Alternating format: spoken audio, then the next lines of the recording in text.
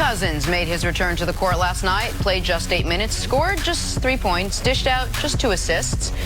But, Nick, do the Warriors need more of Boogie or less of Boogie moving forward? I think this is just Goldilocks zone, just the right amount. Not too hot, not too cold, just like they used him in the exact spot you need to use him. Beginning of the second, beginning of the fourth, those lineups where the offense has gone to die since Durant's been out, where Clay is out there by himself. It's Clay and Quinn Cook and Alfonso McKinney and Sean Livingston. Boogie as a playmaker. Boogie as a passer is where he was better. And if you can get him out there where the Raptors don't have a big that's going to draw him away from the basket, make him move laterally, that's where Boogie can be utilized. But, see, you were spot on about did not look like Boogie Cousins, did not look like he had his speed, his fitness. He seemed to be winded. Now, he maybe was just excited about coming in, but 90 seconds into his first rotation, he was pouring sweat and breathing heavily. But I think if Boogie can deal with it mentally, this is exactly the way they need to use him. Very short bursts at the beginning of the second and the fourth quarter when Steph's getting a rest. Deal with it mentally, being coming off the bench, not starting for the first time, and just a very limited role. Right. I think the sample size they got in game one, it gives them the ability to be more comfortable as you move forward. You can't miss 45 days, not only during the regular season, but we're talking about playoff action, playoff intensity. He's played in now a little more than 2 playoff games his whole career. I believe the 8 minutes, it served him well, but he just does not match up well. He doesn't match up well with Gasol. He doesn't match up well with Serge Ibaka because they bring them out to the three-point line. And right now, he's not a great defender, even when he's healthy. But right now, he just doesn't have that gym time. He just doesn't have that burst, that quickness. And he's not as effective in the low post because he doesn't have his quickness. He was never a guy who played above the rim. So this is something to watch. I'm sure that the staff was happy to be able to get him out there, compared to breaking him in game number 2 down 1-0. And I want to just say something as a testament to Boogie Cousins. It is borderline remarkable that he got himself ready to play at all. To suffer the injury he suffered at this point in the season, when you know you're not going to be on this team next year, when you know the only chance you have of playing is if they make the NBA Finals, and they would have done that without you, and you know you're not going to have any chance of coming back to 30 minutes per game, to work as hard as he did to put himself in this position for a guy who there's been a lot of not even off the court, there have been a lot of questions about his non-basketball stuff, about how good of a teammate is he a distraction, his griping with the refs. It showed to me incredible sports character, all the reports out of the Bay Area, at how diligent he was with his rehab just to get this little bit of an opportunity. I think a lot of guys would have suffered that injury and recognized, man, even if I bust my tail, I'm not going to be ready until July. He knew that was on the board, worked as hard as he did. Instead, he's ready right before June, and he could be valuable to them in spots. Credit him for getting himself out. There's a small part of him that wanted to showcase where he is for teams next year, that he is back, that he can play again, and you're not going into the offseason with question marks about his future, since he is going to be looking for a new home next year, most likely. Moving on to Kevin Durant now. He did not play in Game 1 last night, and despite making the trip to Toronto, Steve Kerr says KD's a long shot to play in Sunday's Game 2. However, if he does return to the floor, Kawhi says the Raptors will be ready. Whenever he does play or say he's going to be playing, then we're definitely going to have to, prep for him. He's another guy that could just score 30 points in his sleep. And, I mean, everybody know who he is, and for sure we're going to have to prep for him. Cece, what did we learn last night about how much the Warriors need Kevin Durant? Or did we not learn anything?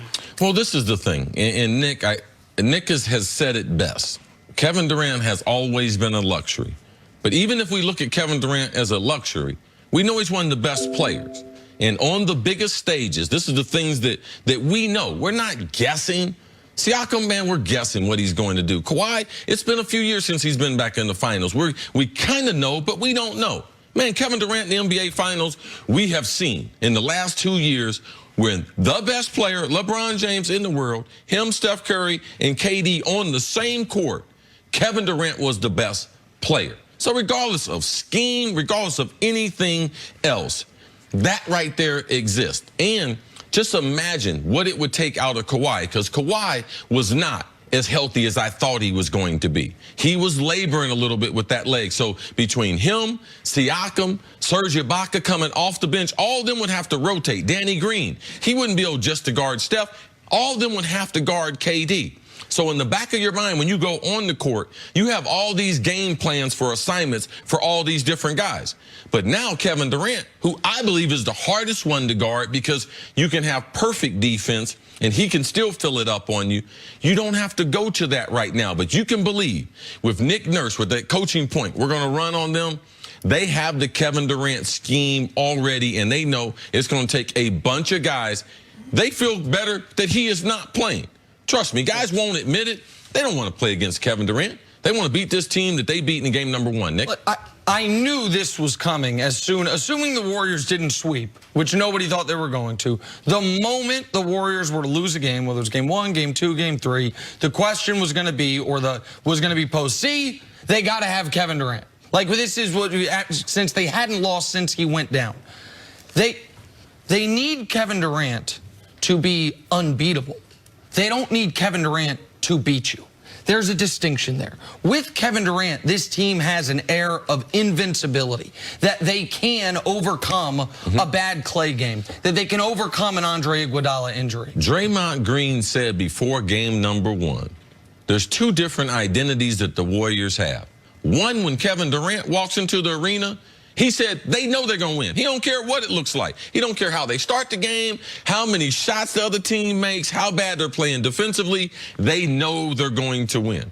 He said when Kevin Durant's not with us, we think we can win, but we don't know how we're going to win. And I thought that was very insightful. Hey, listen, the idea that because they lost last night, which, by the way, what they became last night was the 14th out of the last 15 times the road team has lost game 1 of the NBA Finals. They were the Vegas underdog, and they lost the game. They cut it to 3 one time early in the 4th quarter. Other than that, Toronto controlled that game. The idea that all of a sudden the pendulum should flip all the way to, well, if KD doesn't come back, they can't beat this team. I just don't buy it. Go ahead, Joe. Okay, so what if you break it down a little more than that and take the micro view? Would he have been able to stop Pascal Siakam last night? Could he have slowed down what Siakam could have done underneath the bucket there? Siakam can't concentrate on the offensive end because of Kevin Durant. Kevin Durant is the most efficient, great scorer that we've seen. He can get you a bucket to be able to stop. He can, those substitution patterns. There were times where Clay was the only shooter on the court. You don't have that. Like, let's give respect to who Kevin Durant is. That's why I don't like the numbers that they run out there as far as, oh, Golden State without Kevin Durant. Well, how many times were they playing against elite competition? When people say, well, they won those last 5 games, I thought Milwaukee and Toronto were a lot better than Houston and the Portland Trail Blazers. Well, I certainly think they're a lot better than Portland. And listen, but that knife cuts both ways. Would Kevin Durant have been able to help them last night? It certainly appears so. Would Steph Curry have had 33 points in the second half of Game 6 against the Rockets if Durant were out there? I don't think so. So there is an element of that we know, and what the numbers say is they can beat you without KD. Yeah. What the numbers say is they don't have to have KD to win. The numbers actually say they're better without him. I don't believe that to be true. I think there is some noise in that, more noise than signal. But they clearly can win this championship if he never plays again. They are more likely to win it if he does play again. So if the question is, did last night show us that the Warriors need him? They want to have him. I'll say it until he's not there anymore. He is the greatest luxury in sports history, but we know what a luxury is, and we know what a necessity is. Steph Curry's a necessity for this team.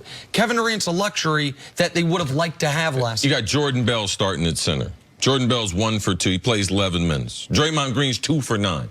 Draymond don't have to shoot 9 times if Kevin Durant's there. Iggy's 3 for 7, plays almost 30 minutes. Draymond plays almost 40 minutes. They don't play those minutes if KD is there. It's impossible for them to be a better team without Kevin Durant. Well, Jonas Jerebko doesn't come into the game if Kevin Durant's there. Like, there is, and the other element is when the trade-off they made when they went and got KD was they sacrificed their depth. So we don't live in the alternative universe of when KD's out, they get that depth back. When the KD goes out, they lose what they lost to go get him, and they don't have his production. But the idea that because they lost one game, the first game, the biggest game in Raptors history, the first time they've ever had an NBA Finals start on the road, that now all of a sudden we should think they can't beat this team or any team without Kevin Durant, I don't buy it. Okay, that's one game. But if they go down 0-2, then is it a different conversation? Then do you maybe look and say, okay, maybe you're not 100%, but when you think you can get back out there, we could use you?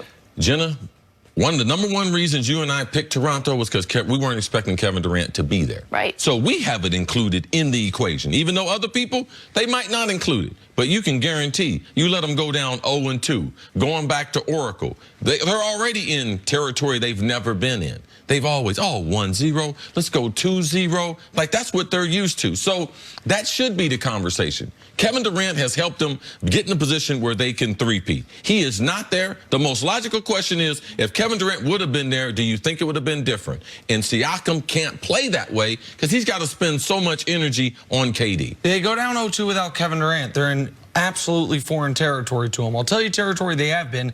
They've been down 3-1 without Kevin Durant against Kevin Durant, and they won that series. So again, I'm not gonna overreact. After they swept Portland, I didn't say this proves Kevin Durant makes them worse, right? And I'm not gonna say after game one this proves they can't win without KD. All right, let's take a break. Coming up.